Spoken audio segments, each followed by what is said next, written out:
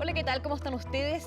Bienvenidos a esta edición especial de Conexión Global, donde estaremos repasando parte de los temas más importantes de esta jornada, lo que ha marcado la agenda internacional y cómo no partir, por supuesto, con la guerra en Medio Oriente, pero con otro foco que también afecta justamente esta crisis, porque durante esta semana hemos visto cómo los ataques israelíes se han intensificado contra el sur del Líbano, una ofensiva que tiene por objetivo destruir a la milicia Hezbolá, pero que afecta particularmente a los civiles. Muchos de ellos se están quedando aislados, sin acceso a alimentos ni suministros médicos debido a los bombardeos. El corresponsal de CNN, Nick Payton Walsh, se reunió con algunas familias que se vieron obligadas a abandonar sus hogares en busca de un lugar más seguro. Algo terriblemente familiar está ocurriendo aquí. Israel dijo, váyanse a la ciudad de Nabatie hace 2 semanas. Ahora la vida ha desaparecido de sus calles. Esta devastación sin precedentes no hace más que poner de manifiesto cómo se está vaciando el sur. En definitiva, se trata de una parte estratégica, clave de la campaña israelí en esta zona. Y se oyen explosiones a lo lejos. Estamos aquí arriba, en la colina. Aún más arriba, no hay calma. Aquí tienen que lidiar con el ruido constante de los aviones que los rodean, pero además, durante la noche se ha producido una intensificación de los ataques aéreos. Como se encuentran aquí arriba, en la colina, lo sienten y lo ven todo. Y por supuesto, los heridos a causa de ello también llegan aquí. We hear here. You hear everything up here. Everything, yeah, we hear everything. Like yesterday was horrible. Yesterday, too many strikes. Hay menos personas abajo, por lo que hay menos pacientes que al principio. Once we've got 9 children together have been injured. 3 of them died and the rest lost their families. 18 people martyred in that strike. All civilians. La unidad de quemaduras atiende a un socorrista que se lanzó de lleno a la zona del ataque. تحركنا عليها كانش بعده فاجر الصاروخ بس كانت البناية عندنا مليانة أكثر من 30-40 شخص بلشنا نعمل لهم إخلاء وكذا وماشي الأمور آخر شيء يعني فقعوا الصاروخ. Y las familias de los médicos se han mudado aquí, ya que es más seguro. عم بتخافي هون؟ ما عم بتخاف اني ابقى قوية كرمال اولادي اني ما حسسهم بالخوف كل شيء تغير علي كان عندهم غرفة ألعاب يلعبوا فيها في جنينة برا بيلعبوا في بسكليت هم ما في شيء. Al sur, cerca de Ter, donde también filmamos con permiso de Hezbolá, la vida también está siendo destrozada. El domingo, Israel advirtió 2 veces que volaría todos los puentes hacia el sur, desatando pánico. ¿Cuál sería el primero en ser atacado? Gritan advertencias sobre los aviones que llevamos escuchando desde hace media hora. Este, en particular, vuela muy bajo.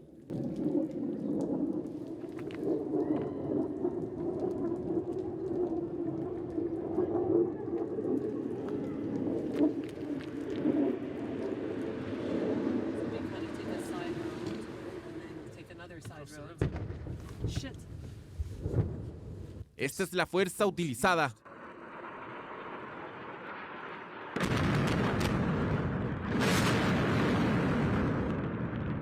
Lo golpearían 2 veces más tarde. Las antiguas ruinas de la ciudad permanecen en silencio e impotentes, mientras siguen apareciendo otras nuevas. Nick Payne, CNN, sur del Líbano. Nos vamos hasta nuestra región porque Colombia está de luto por la muerte de al menos 69 personas tras estrellarse un avión de la Fuerza Aérea. La tragedia ocurrió el lunes pasado cuando la aeronave de fabricación estadounidense se precipitó en el departamento de Putumayo, cerca de la frontera con Perú y Ecuador. El incidente se registró alrededor de las 9:50 de la mañana, poco después de despegar. De las 126 personas que iban a bordo, 11 eran tripulantes de la Fuerza Aérea Colombiana, 113 militares del Ejército y 2 miembros de la Policía Nacional. La gran mayoría de los fallecidos, de hecho, eran uniformados del Ejército. Las autoridades del país están llevando a cabo una investigación para esclarecer las causas del accidente. En tanto, el presidente colombiano, Gustavo Petro, declaró 3 días de luto nacional. El martes, además, encabezó un minuto de silencio en honor a las víctimas. El homenaje tuvo lugar durante una reunión de gabinete en la que el mandatario lamentó el fallecimiento de los uniformados. Además, se refirió a la labor de estos jóvenes en zonas de alta presencia del narcotráfico y cuestionó las presiones que recibe particularmente de Estados Unidos para enfrentar esta crisis. Es indudablemente lamentable para las familias. Soldados muertos van 69, último dato, 69 jóvenes.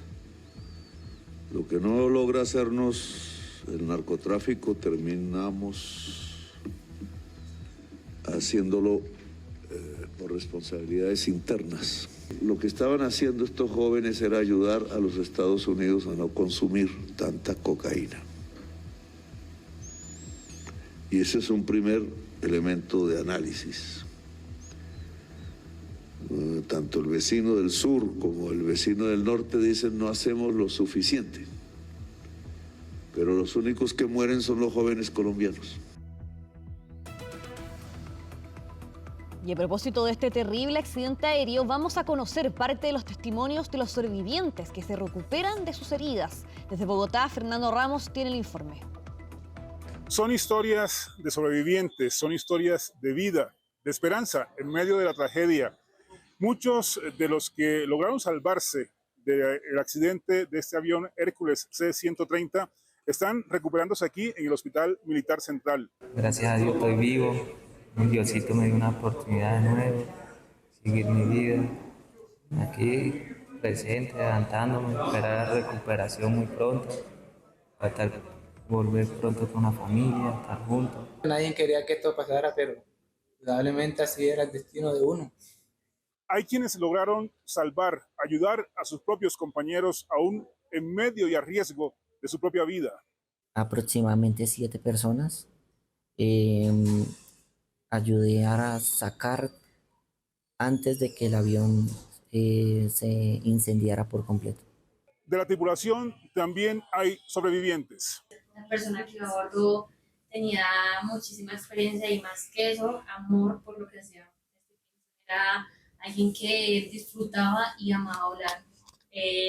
Para él volar lo era todo. Ellos agradecen a los habitantes, a los campesinos de Puerto Leguízamo, en el Putumayo, que se movilizaron de inmediato e hicieron posible este milagro de vida. Un agradecimiento y un abrazo inmenso a todas esas personas que estuvieron apoyándonos, ayudándonos en toda la situación que nosotros estuvimos viviendo, aquellas personas que lograron sacar, aquellas personas que con sus motos, a pie, cargando las otras personas para poderlos llevar a una parte segura, una parte donde los pudieran atender. Ante el ministro de Defensa, Pedro Sánchez, han insistido en que van a continuar su vida militar en la policía, en el ejército, en la Fuerza Aeroespacial, que es un compromiso que tienen ahora más que nunca. Para CNN, Fernando Ramos, Bogotá. Esta semana Argentina conmemoró los 50 años del golpe de Estado que dio inicio a la dictadura militar que gobernó el país entre 1976 y 1983. A propósito de aquello, el equipo argentino de antropología forense fue el encargado de encontrar e identificar los restos de 12 personas detenidas desaparecidas. ¿Cómo es el trabajo de este grupo de más de 60 especialistas que a lo largo de su historia ha participado en misiones en más de 50 países? Desde Buenos Aires, Cecilia Domínguez nos trae el informe. El objetivo primero siempre es poder dar una respuesta a un familiar que está buscando a su ser querido. Devolver la identidad a quienes fueron desaparecidos. Esa es la misión que guía al equipo argentino de antropología forense, en Argentina y en distintos países del mundo.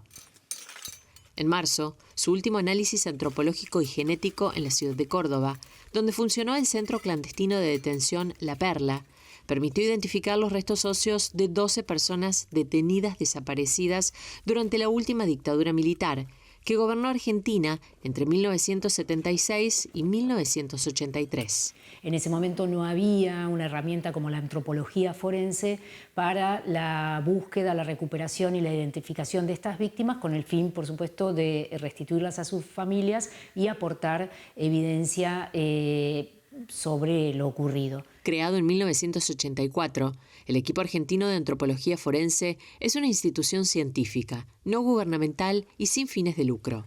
Con sede central en Buenos Aires e integrado por 60 especialistas, trabaja en la búsqueda e identificación de víctimas de desapariciones forzadas, narcotráfico, trata de personas, crimen organizado y otros contextos de violencia en todo el mundo. Concretamente utilizando las herramientas de la arqueología, de la antropología, obviamente ahora se ha sumado, es un campo muy interdisciplinario en el cual se suman la geología, la balística, la odontología, la medicina, en fin. El objetivo es sumar información a través de la investigación y herramientas técnicas que nos lleven a poder, por un lado, definir aquellos lugares de entierro de estas víctimas y, por otro lado, sumar elementos que permitan la identificación. A lo largo de casi 4 décadas, el equipo argentino de antropología forense trabajó en más de 50 países, en distintos contextos, regiones y continentes. Algunos de sus trabajos más resonantes fueron la búsqueda, el hallazgo y la identificación de los restos de Ernesto Che Guevara en Bolivia, la participación en misiones forenses en las Islas Malvinas, en las que identificaron los cuerpos de combatientes que habían muerto en la guerra, y la actuación como peritos independientes en la desaparición de los 43 estudiantes mexicanos en Ayotzinapa. A través de la arqueología se recuperan estos restos, excavando y documentando. Es muy importante esa herramienta porque permite de forma científica no solamente recuperar los restos, sino también la evidencia asociada y poder interpretar esos contextos de entierro. Y luego las herramientas de la antropología biológica o física, se analiza ese material recuperado y se intenta recuperar la información física de esa víctima para cotejar o comparar con la información física de las víctimas. En años recientes se sumó la genética forense, que desde ya ha potenciado las posibilidades de identificación. Con cada excavación, cada análisis y cada identificación, el trabajo del equipo busca cerrar heridas abiertas desde hace décadas, devolverles un nombre a quienes fueron desaparecidos y una respuesta a quienes nunca dejaron de buscarlas. Cecilia Domínguez, CNN, Buenos Aires. Nos trasladamos hasta Asia porque la población que vivía cerca de un sitio de ensayos nucleares en Corea del Norte pudo haber estado expuesta a la radiación. Así al menos lo demuestran las pruebas que se realizaron en Corea del Sur a los desertores que residían por esa zona. El corresponsal de CNN, Will Ripley, visitó el lugar en 2018 y en el siguiente informe nos cuenta sobre estos nuevos hallazgos. Nuevos datos están planteando nuevas preguntas sobre la exposición a la radiación en el Centro de Ensayos Nucleares de Corea del Norte.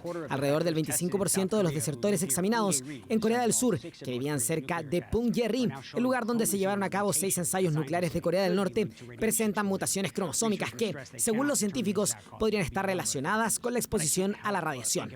Los investigadores subrayan que no pueden determinar la causa exacta. Podrían ser varios factores, pero no puedo evitar pensar en lo que vi cuando visité ese lugar en 2018. Corea del Norte controló estrictamente todo durante nuestro viaje en tren de 12 horas. En nuestro viaje de 2 horas al centro de pruebas, recuerdo haber pensado en ese momento, ¿cómo es posible que la gente que ha vivido por más de una década tan cerca del lugar donde se realizaron todas estas pruebas nucleares no ha estado expuesta a la radiación en el suelo, el agua y el aire, pero no teníamos forma de comprobarlo? Los norcoreanos insistieron en aquel momento en que no se había producido ninguna fuga radioactiva al medio ambiente y como no contábamos con expertos nucleares, no teníamos forma independiente de verificarlo. Me pregunto qué encontrarían los investigadores si pudieran examinar a todas las personas que aún viven cerca de ese campo de pruebas nucleares, pero como se trata de Corea del Norte, un país altamente hermético, probablemente nunca lo sabremos. Un acuario del estado de Mississippi recibió a fines del año pasado a 40 tortugas lora, la especie de tortuga marina más pequeña del mundo. Esta semana gran parte de ellas fueron liberadas en el océano tras finalizar su tratamiento por exposición al frío. Los asistentes describen la emoción de presenciar este momento. 28 de estas tortugas lora afectadas por el frío ya nadan en el Golfo.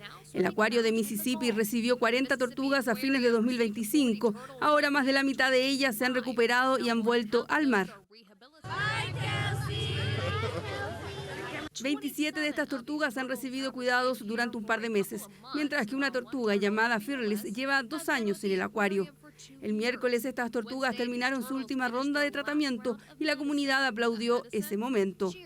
Creo que es muy importante presenciar la liberación de las tortugas marinas rehabilitadas. Incluso los centros dedicados a especies en peligro rara vez las ven así. Por eso es importante ver a estas especies en nuestra costa del Golfo.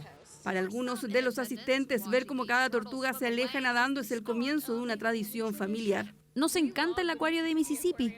Venimos desde que ella tenía unos 3 meses, así que ver todos los animales que tienen es realmente increíble.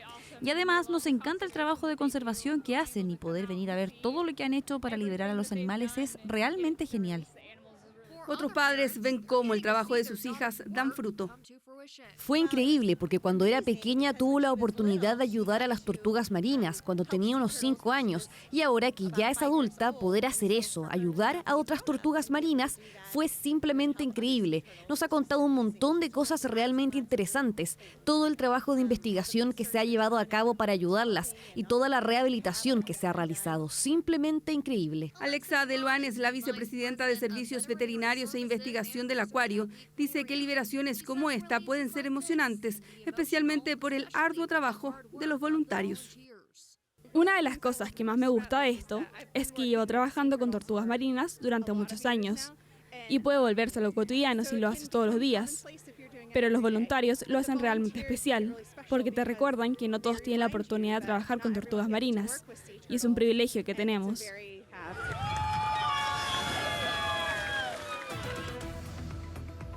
En el siguiente informe vamos a conocer a los 5 países con la peor calidad de aire de América, según el ranking desarrollado por la empresa suiza EQ Air. Ojo, que entre ellos está Chile. En el ranking del día de hoy vamos a hablar de los 5 países de América que tienen la peor calidad del aire, según EQ Air. Comencemos.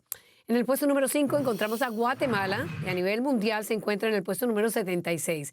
EQ Air midió 17 PM2.5 o partículas finas que superan entre 2 y 3 veces las directrices de la Organización Mundial de la Salud. En cuarto lugar está Guyana. Según QA Air, midió 13,2 PM2.5, lo que la ubica en el puesto 75 del mundo. En tercer puesto está Chile. EQ Air midió 17,2 PM2.5 en el país suramericano. Esto supera las directrices de la Organización Mundial de la Salud entre 3 y 5 veces. En segundo lugar encontramos a México con 17,6 PM2.5, que supera las directrices de la OMS, al igual que Chile. A nivel mundial se ubica México en el puesto número 50. Y llegamos al puesto número 1, que es Perú. A nivel mundial se encuentra en el puesto número 40. Tiene una concentración de PM2.5 que fue de 19,1. Perú experimentó un aumento del 12%. Un video que se volvió viral en redes sociales muestra a un grupo de perros en China que supuestamente habían sido capturados para ser consumidos. Según esa versión, los canes escaparon y emprendieron un largo viaje de regreso a casa. A primera vista, una historia esperanzadora. El problema es que no es real. La corresponsal de CNN, Jessie Young, explica cómo se difunde este tipo de desinformación. 7 stolen dogs walked 10 miles home after escaping from meat traders. Sounds cute, right? Except that story is fake. Residents came across the group of dogs by an expressway in China's northeastern Jilin province on March 15th, according to state media. Videos of these dogs went viral, with the original few posts racking up more than 2.5 million likes and 600,000 shares on Douyin, the Chinese version of TikTok. And rumors started spreading that the dogs had escaped from a transport truck. From there, the story took on a life of its own, with people saying the dogs were stolen, had broken free from their cage, and were protecting an injured German shepherd, which inspired a ton of AI-generated videos. At the same time, headlines spread around the world, and so did the narrative of the courageous dogs journeying home. Turns out, according to state media, the dogs belonged to residents in a nearby village. The German shepherd was in heat and attracted the other dogs. They were wandering around and eventually returned home. Experts told me this is one example of misinformation that can spread after a viral moment. People are hungry for positive content, especially with animals. But the danger, experts say, is that people don't know what to believe online anymore. With the rise of AI, things are getting harder to verify. So if a story seems too good to be true, it's worth taking a closer look. El año pasado vimos cómo Australia se convirtió en el primer país en prohibir las redes sociales para menores de 16 años. Y ahora son varios otros países que quieren tomar el mismo camino. Por ejemplo, el último de ellos es Austria, que tras un acuerdo entre los partidos del gobierno se ha decidido impulsar un proyecto o una ley para prohibir justamente estas redes sociales, pero en menores de 14 años. Todavía no hay claridad de cómo va a presentarse justamente este cambio en la legislación.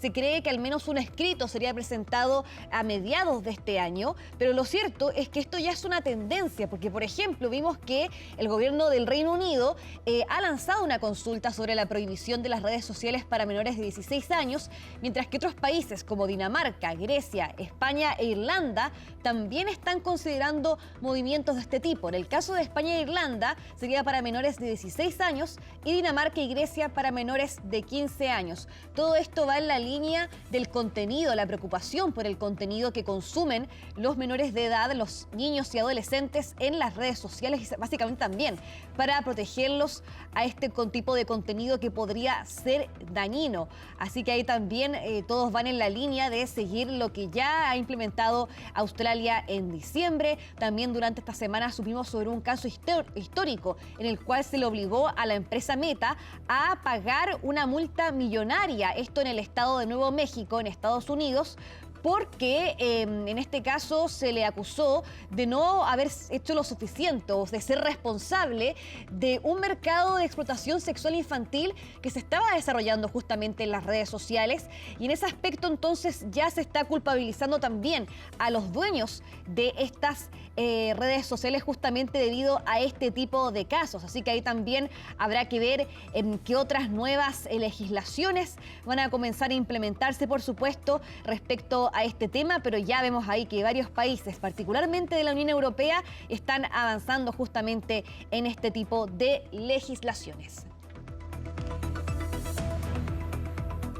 Y ahora cerramos con la siguiente noticia, porque en el norte de Alemania, en la ciudad de Lübeck, se hizo un operativo bastante importante para intentar rescatar a una ballena jorobada que se había varado en la playa justamente de aquella ciudad costera, y es que estuvo de hecho varios días atrapada, y en este sentido ahí un gran equipo se puso a disposición para intentar sacarla. De hecho sabemos que cuando las ballenas enfrentan este tipo de situaciones, su salud comienza a deteriorarse, y es por eso que también era tan urgente poder rescatarla de su condición.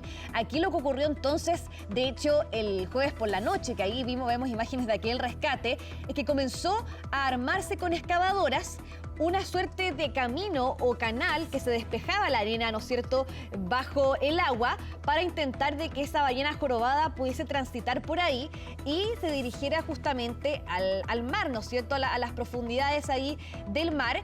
Y es finalmente lo que se logró hacer. La misma ballena, sin tener que recibir mayor ayuda en su movimiento, logró finalmente atravesar aquel canal y meterse de ahí de nuevo en las profundidades del mar. También vimos, por supuesto, que durante el día viernes hubo, por ejemplo, barcos de la Guardia Costera alemana que comenzaron ahí a escoltar a esta ballena jorobada, también para asegurarse de que siguiera su camino hacia lo profundo del mar. Fíjense que se estimaba que esta ballena medía entre 12 a 15 metros, para que ustedes hagan una idea de la magnitud y también lo difícil que fue esta operación, que duró varios días tras varios intentos de poder sacarla de ahí.